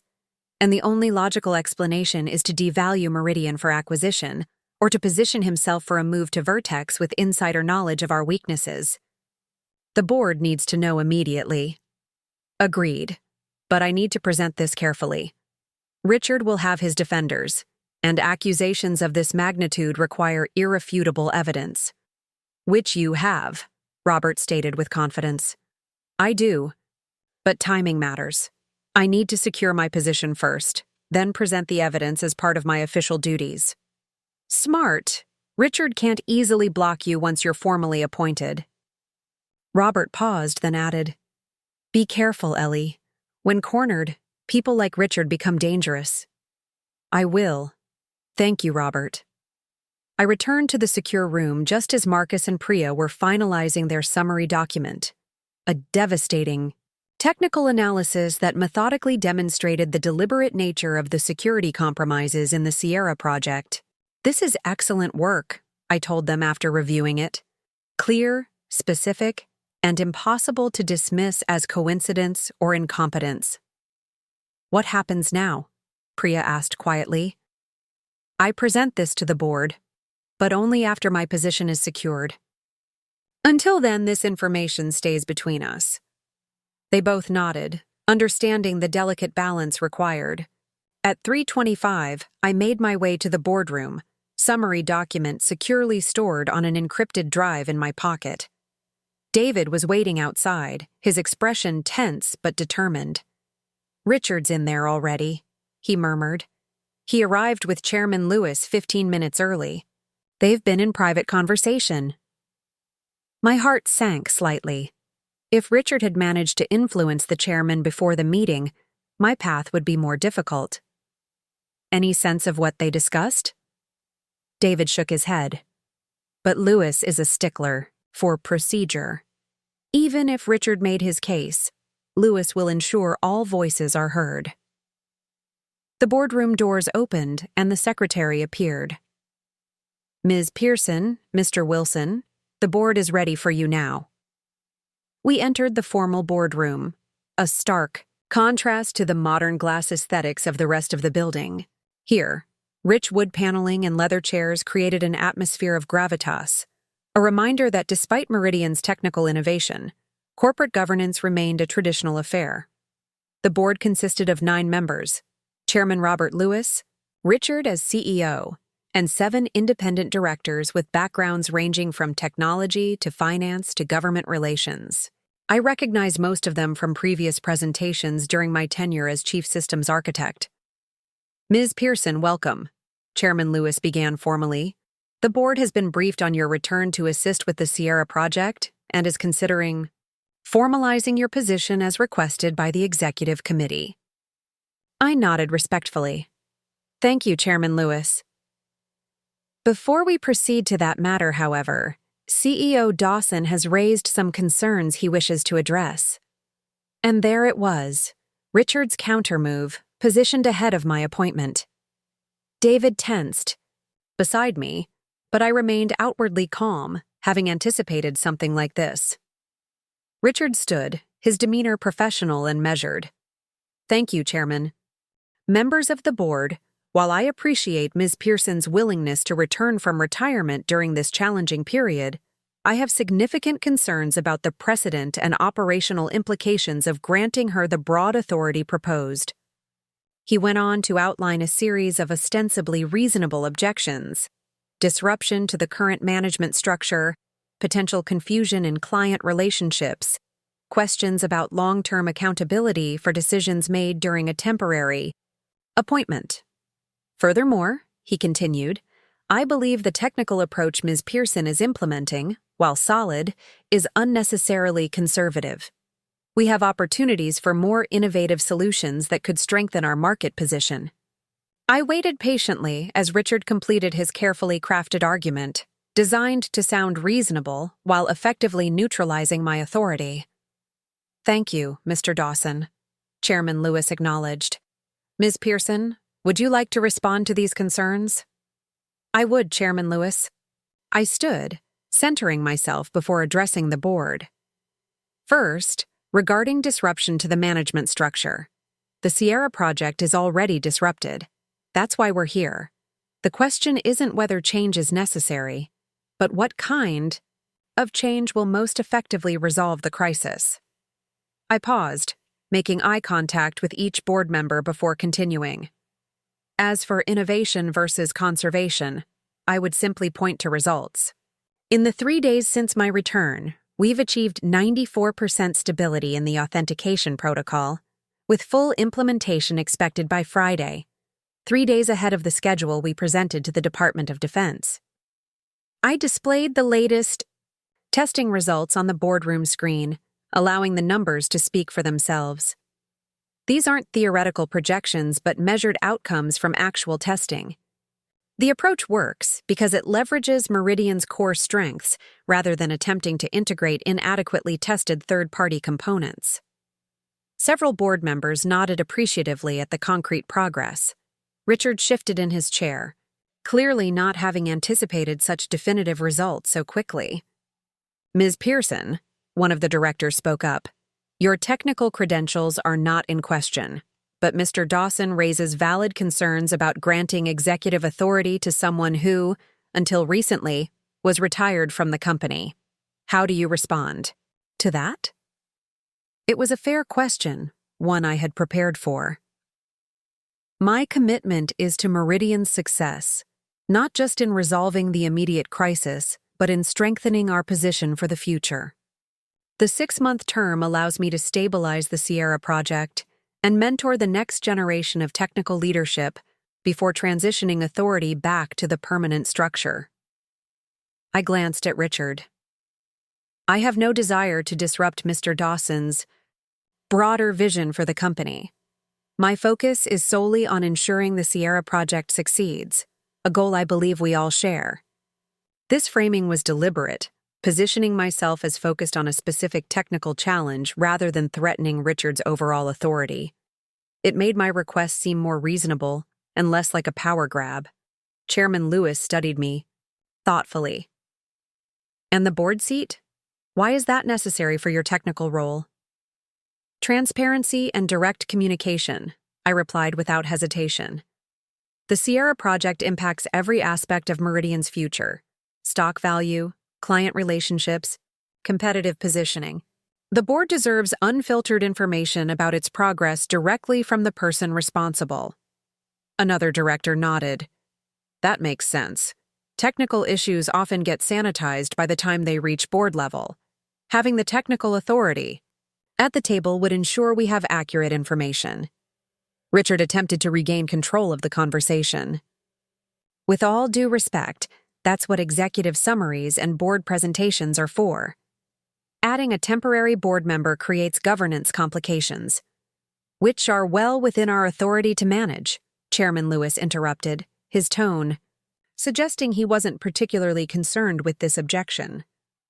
Our bylaws specifically allow for temporary appointments in extraordinary circumstances. The mood in the room had shifted.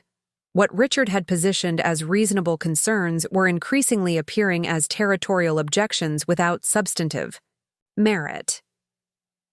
I propose we move to a vote on Ms. Pearson's appointment, one of the directors suggested. The executive committee has already recommended approval, and the technical progress speaks for itself. Chairman Lewis looked around the table. Any further discussion before we vote? Richard made one final attempt. I would simply ask the board to consider a compromise, perhaps technical authority without the board seat, or a more limited scope of decision-making power. The suggestion fell flat, the board members' expressions suggesting they saw it for what it was, a transparent attempt to limit my effectiveness. Let's proceed with the vote as proposed, Chairman Lewis decided. All in favor of appointing Eleanor Pearson as Executive Director of Security Architecture with full authority over the Sierra Project and a temporary board seat for a 6-month term? One by one, hands raised around the table. 7 votes in favor, including Chairman Lewis. Richard's hand remained down, as did one other director known to be his close ally. Motion carries, Chairman Lewis announced. Ms. Pearson, welcome to the board. Your appointment is effective immediately. Thank you, Chairman Lewis. Members of the board, I appreciate your confidence and will work to justify it. Richard's expression remained neutral, but I could see the calculation behind his eyes. He had lost this battle decisively. The question now was what his next move would be. As the meeting moved on to other business, I felt a momentary sense of victory. But I knew it was only the beginning. I now had the authority I needed, but also the responsibility to not only save the Sierra Project, but to address the deeper issue of Richard's apparent sabotage. The technical evidence Marcus and Priya had compiled burned in my pocket like a live coal. Soon, but not today, I would need to bring it forward. Today's confrontation had secured my position. The next would be for Meridian's future. As the board meeting concluded an hour later, Chairman Lewis approached me. A word, Ms. Pearson? He requested, gesturing to a small conference room adjacent to the boardroom. I followed him, curious about this private conversation. Once the door closed behind us, his formal demeanor relaxed slightly. That was quite a performance, he observed. You handled Richard's objections masterfully. Thank you, Chairman. I simply focused on the facts. Indeed. He studied me thoughtfully. But I suspect there's more you haven't shared yet. His perception was unsettling. What makes you say that? 20 years in corporate governance teaches you to read between the lines. The technical issues with Sierra aren't just technical, are they? I considered my response carefully. This was not how I had planned to introduce the evidence of sabotage, but Chairman Lewis was offering an opening I hadn't expected. No, I admitted finally. They're not. I thought as much. He nodded grimly. Robert Miller called me this morning. He didn't share specifics, but he suggested I should ensure your appointment proceeded without interference. Robert's invisible and still guiding Meridian from retirement. I made a mental note to thank him. I've uncovered evidence that the Sierra Project's failures weren't accidental, I said, choosing my words with precision. The technical implementations that created the vulnerabilities appear to have been deliberately designed to fail under specific conditions. Chairman Lewis's expression remained impassive, but his eyes sharpened. That's a serious allegation. It is, which is why I've ensured the evidence is technically irrefutable. I removed the encrypted drive from my pocket. This contains a detailed analysis of 17 specific implementation decisions that cannot be explained by incompetence or oversight. He made no move to take the drive.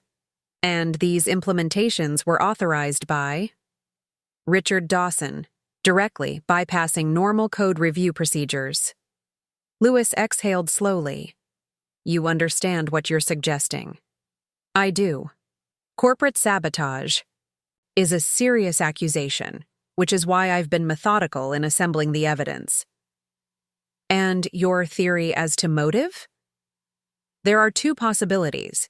Either Richard is positioning himself for a role at Vertex Systems with insider knowledge of our vulnerabilities, or he's deliberately devaluing Meridian to facilitate an acquisition. Lewis's eyes narrowed. Vertex again. There have been rumors. More than rumors, I suspect, but I need more time to establish the connections conclusively. The chairman was silent for a long moment, weighing the implications. Finally, he spoke. This information doesn't leave this room yet. Secure your evidence, continue your technical remediation, and gather whatever additional connections you can establish. The board will need absolute certainty before taking action against a CEO. I understand. In the meantime, he continued, your board appointment gives you access and authority Richard can't easily circumvent. Use it wisely. I will, Chairman. As I left the conference room, I felt both the weight of responsibility and the quiet satisfaction of progress. The confrontation had achieved its primary objective, securing my position and authority. Now began the more complex challenge of untangling Richard's web while simultaneously saving the Sierra project. I returned to the engineering floor where Jessica was overseeing the team's implementation work. It's official, I told her quietly. Full authority and a board seat. Relief washed over her face. Thank goodness. The team's been worried about more executive interference. That won't be an issue now, I assured her. How are we progressing?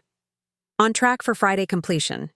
We've reintegrated Marcus and Priya's original encryption framework with the quantum resistance enhancements. Initial stress tests are promising. Good. Keep pushing. I want this system bulletproof by week's end. As I turned to leave, Jessica caught my arm gently. Eleanor, she said, using my first name for the first time. The team knows something more is going on. The technical issues we're fixing, they're too systematic to be accidents.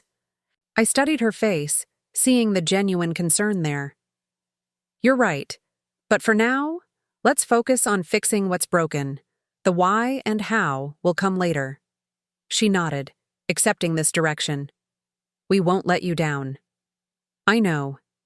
As I walked back to my office, I felt a curious blend of emotions. The institutional betrayal by Richard stung deeply. This company had been my professional home for 45 years. Yet there was also a fierce satisfaction in fighting for Meridian's future, in using the very expertise that had been dismissed as obsolete to save what Richard had tried to destroy. The confrontation in the boardroom had been just the beginning.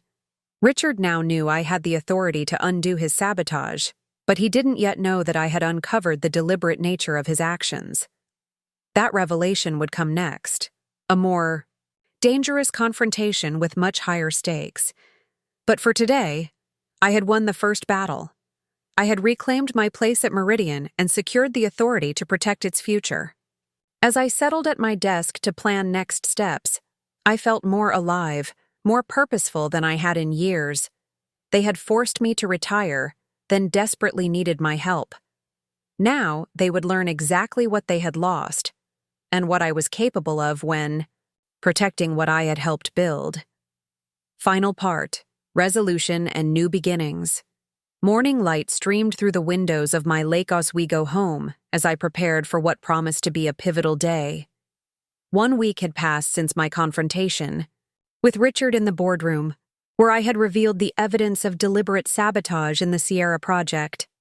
The special committee formed by Chairman Lewis had worked diligently, reviewing technical documentation, interviewing key personnel, and examining the approval process that had bypassed standard review procedures. Today, the board would reconvene, to hear their findings and determine Meridian's path forward. I selected a deep emerald suit, a color I rarely wore but which Frank had always said brought out the determination in my eyes. As I fastened my mother's pearl earrings, I reflected on the whirlwind of the past month. From forced retirement to emergency savior to potential whistleblower, none of it had been in my plans when I'd reluctantly accepted that crystal plaque at my retirement party. My phone chimed with a text from Natalie. "Good luck today, Mom. We're all behind you." My daughter had been following the situation closely, offering moral support from Chicago. Christopher had even offered to fly in from Seattle, but I'd assured him it wasn't necessary. This was my battle to finish. The drive to Meridian headquarters was unusually peaceful. Whatever happened today, I had done everything possible to protect the company I'd helped build over 4 decades. The Sierra project was back on solid ground, with Jessica's team confidently implementing the rebuilt authentication protocol. The Department of Defense had restored their full confidence in Meridian's ability to deliver. The immediate crisis had been resolved. What remained was accountability and the longer-term question of Meridian's future direction. Carlos greeted me with his usual warmth as I entered the lobby. "Big day, Ms. Pearson. The whole building's buzzing." "Is it that obvious?" I asked with a small smile. "Hard to keep secrets in a place with glass walls," he replied wisely. "Everyone's hoping you come out on top." His simple vote of confidence meant more than he could know. While executives battled in boardrooms, the rank-and-file employees, the ones who actually built the products and served the customers, often had the clearest view of what was really happening. I found David waiting outside the boardroom, his expression a mixture of tension and resolve. "The committee finished their report late last night," he informed me quietly. "Lewis has kept it completely confidential. Even I haven't seen the conclusions." "And Richard?" "Arrived an hour ago with legal counsel. He's been in Lewis's office since then." That wasn't surprising. Richard would have spent the week building his defense, likely focusing on plausible deniability and technical misunderstandings rather than addressing the deliberate nature of the sabotage. "Any word on Vertex's movements?" I asked. "The stock? Acquisitions through those offshore entities have paused. They're waiting to see how this plays out before making any further moves." Chairman Lewis appeared in the hallway, signaling for us to enter. The boardroom felt different today. The usual polished professionalism replaced by a palpable tension. Board members sat with perfect posture, their expressions carefully neutral. At the far end of the table, Richard sat beside a silver-haired attorney I didn't recognize. His usual confident demeanor had hardened into something more brittle. Once everyone was seated, Lewis called the meeting to order with uncharacteristic solemnity. "Before we begin, I want to emphasize that today's discussion involves matters of corporate governance at the highest level. Our obligation as a board is to Meridian Technologies as an institution, its shareholders, employees, and customers. Personal considerations must remain secondary to this fiduciary duty." He nodded. To 3 board members seated together. The special committee appointed to investigate my allegations of deliberate sabotage. Dr. Janet Winters, a cybersecurity expert who had joined the board 2 years ago, took the lead. Our committee was tasked with examining the technical evidence presented by Ms. Pearson regarding implementation decisions in the Sierra project. Specifically, whether vulnerabilities introduced into the authentication protocol were the result of ordinary technical failures or deliberate actions. She activated the presentation screen, displaying the first of many technical analyses. We reviewed 17 specific implementation decisions identified by Ms. Pearson's team as problematic. For each, we examined the original code, the modifications made, the approval chain, and the technical implications of the changes. Dr. Winters proceeded through a methodical presentation that laid bare what Marcus and Priya had documented, a pattern of changes that individually might be dismissed as errors, but collectively could only be explained as intentional undermining of the system's security. The probability of these specific vulnerabilities occurring randomly or through honest mistakes is statistically negligible, she concluded. Furthermore, each modification was implemented through direct executive order, bypassing standard code review procedures that would have identified the issues. Richard's attorney leaned forward. Dr. Winters, with respect, statistical improbability is not proof of intent. Complex systems develop unexpected vulnerabilities all the time. That's precisely why we have code review procedures, Dr. Winters responded firmly. Procedures that were explicitly circumvented in this case.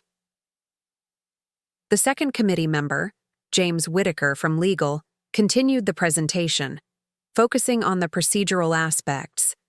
The committee has documented a clear pattern of process violations beginning approximately 3 months ago.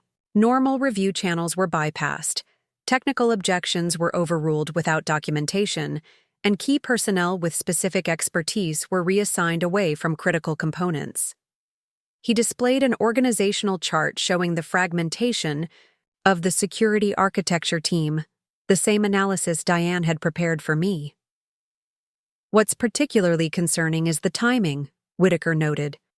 These organizational changes occurred shortly after initial meetings between CEO Dawson and representatives from Vertex Systems.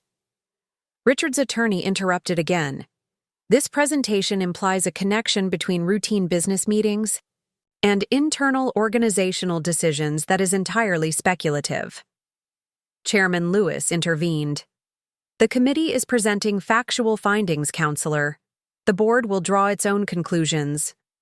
The third committee member, Helena Rodriguez, from Business Development, addressed the financial aspects. Following the implementation of these technical changes and organizational restructuring, there were several noteworthy financial patterns. CEO Dawson accelerated his exercise of stock options, converting to cash immediately rather than holding positions. Concurrently, 3 offshore entities began accumulating Meridian stock through multiple brokerages. Entities with documented connections to private equity firms previously involved in Vertex acquisitions. She displayed trading data that David had compiled, now enhanced with additional analysis from Meridian's financial intelligence team.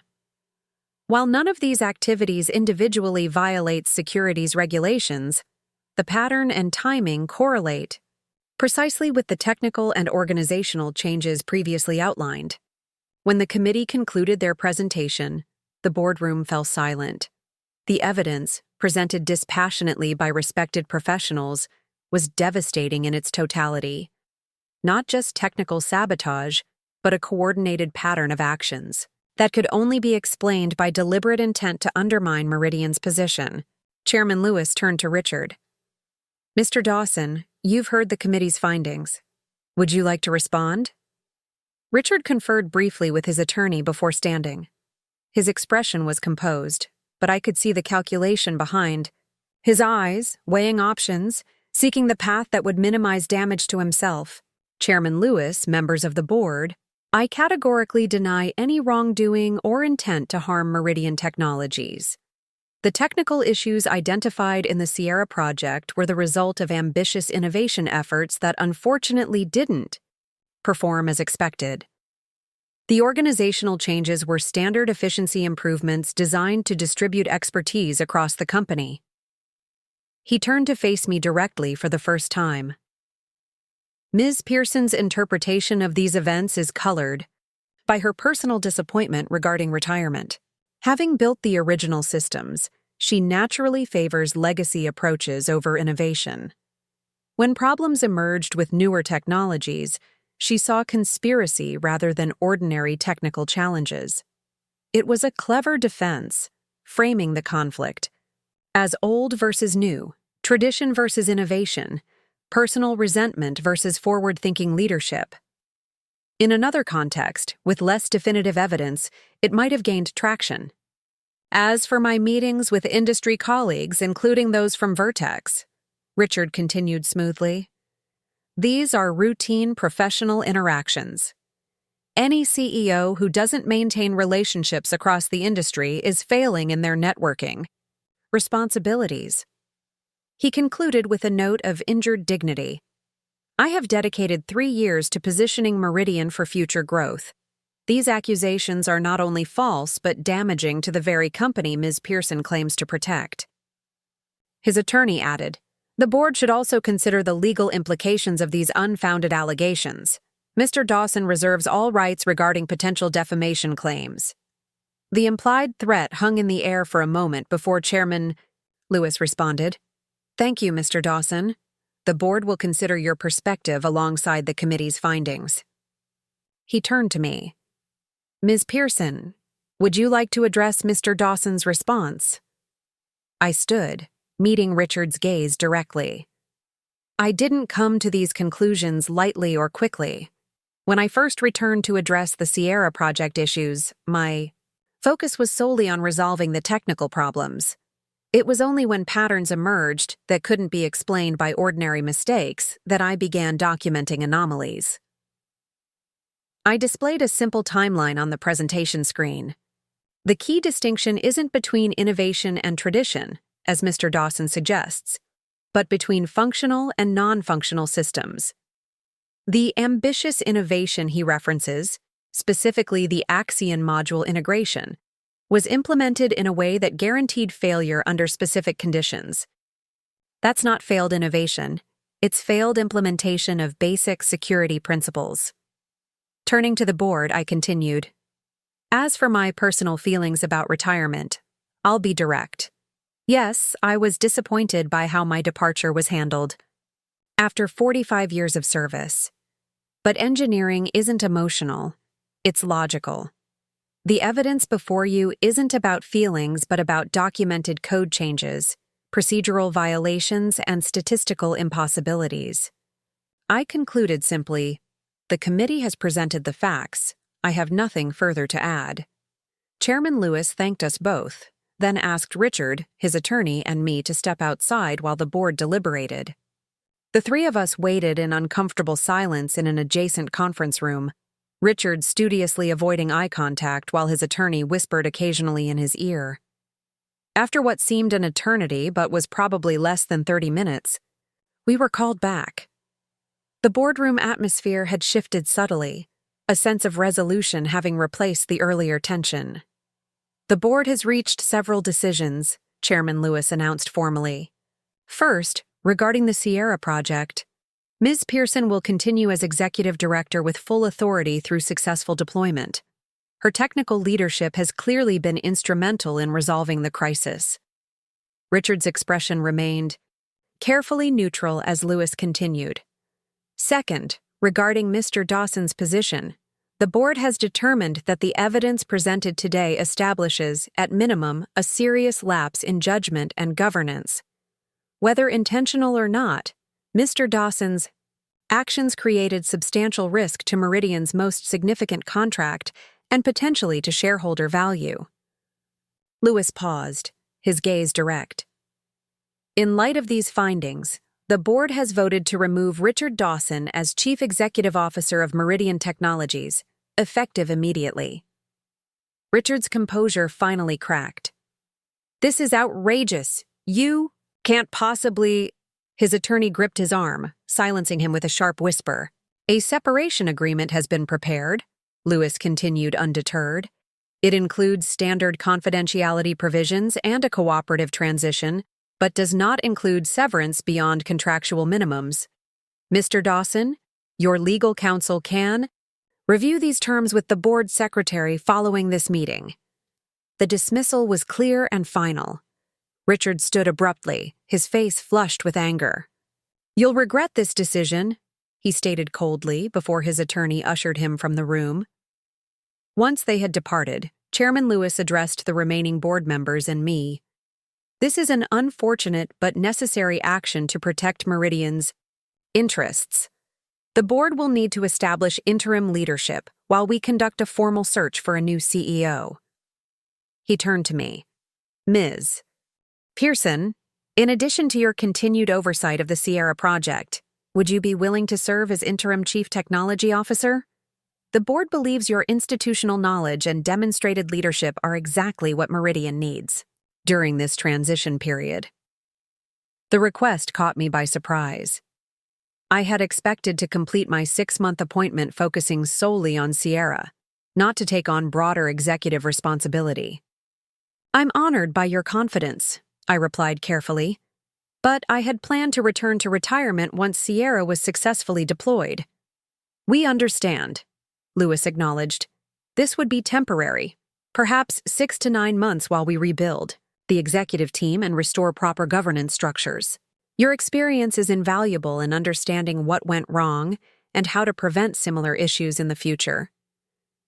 I thought about my quiet home in Lake Oswego, the travel plans I'd been making, the books I'd hoped to read. But I also thought about Meridian, the company I'd helped build from 12 people in a small office to a global technology leader. It deserved better than what Richard had done to it. It deserved leadership that understood its core strengths and values. "I'll accept the interim CTO position," I decided, on one condition, that Jessica Taylor be appointed as my deputy, with a clear succession plan for her to assume the role when I step down. Lewis smiled slightly. Already thinking about the next generation of leadership, the board would welcome that arrangement. As the meeting concluded, board members approached to express their support and appreciation. Their respect felt validating after weeks of struggle against Richard's attempts to marginalize and dismiss me. David was waiting in the hallway when I emerged. One look at my expression told him everything. "Richard's out?" he confirmed. "Effective immediately, and I'm interim CTO." His eyebrows rose in surprise, then he smiled broadly. "Meridian just got very lucky. Again." I laughed softly. "It's temporary. 6 to 9 months, then back to retirement. For real this time." "Of course," he agreed, not quite hiding his skepticism. "Just enough time to undo all of Richard's damage and set up the next generation for success. A small project." As we walked toward the elevator, Diane rushed up to us, her expression a mixture of curiosity and hope. "I just saw Richard and his lawyer storming out," she said. "Please tell me that means what I think it means." "Richard has been removed as CEO," David confirmed, "and Eleanor is our new interim CTO." Diane's face lit up. "Thank goodness.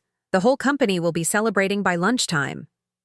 "Let's keep it professional," I cautioned, though I couldn't help smiling at her enthusiasm. "We need to focus on stability and moving forward, not dwelling on past conflicts." "Of course," Diane agreed, "but can I at least tell Jessica's team? They've been on tenterhooks all morning." "Yes, and please ask Jessica to meet me in my office in an hour. We have succession planning to discuss." As Diane hurried off, David and I continued toward the executive floor. The atmosphere in the building seemed lighter already, as if news of Richard's departure was spreading through some invisible corporate nervous system. "What's your first priority as CTO?" David asked as we reached the elevator. I considered the question seriously. Restoring what was broken, not just the technical systems but the organizational structure and corporate culture. Richard systematically dismantled the collaborative architecture that made Meridian successful. We need to rebuild those connections. And Vertex? They're not going to give up their acquisition plans easily, especially now that their inside man is gone.